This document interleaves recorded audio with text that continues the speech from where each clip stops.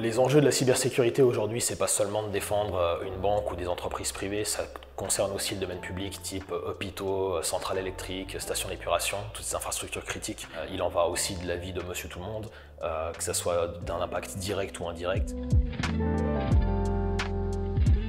La question environnementale peut être abordée en informatique sous plein d'angles différents. Un des angles, c'est le code.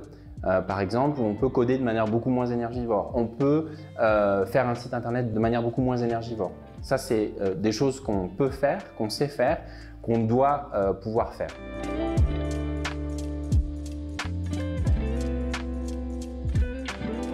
Alors les valeurs qui sont transmises dans la filière ISC, c'est d'être capable de manipuler des données, parce que l'informatique, elle prend un rôle de plus en plus important dans la vie de tous les jours. Aujourd'hui, on ne prend pas le train comme on le prenait il y a 25 ans, parce que la société s'est transformée avec la digitalisation.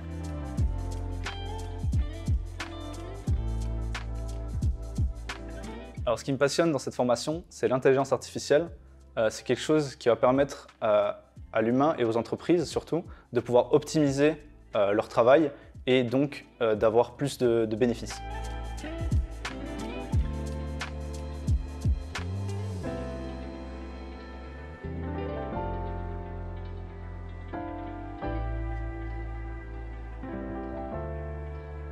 Ce qui est génial dans la conception de jeu, c'est qu'après avoir un peu transpiré sur le code, sur les dessins, une fois qu'on voit le résultat, c'est vraiment une sensation hyper gratifiante de voir notre petit bonhomme qui bouge et des gens qui peuvent y jouer.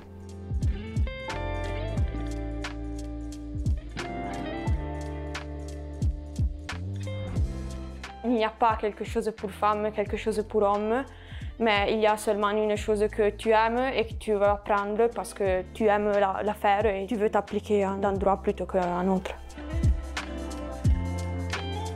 Au niveau de l'HES, il y a un petit programme qui est en place en qu'ingénieuse.ch. J'en fais partie, je suis l'ambassadrice de cette filière et je dois un peu montrer au travers de posts Instagram comment se déroule ma formation, ce que je fais afin d'attirer plus de filles dans ce domaine.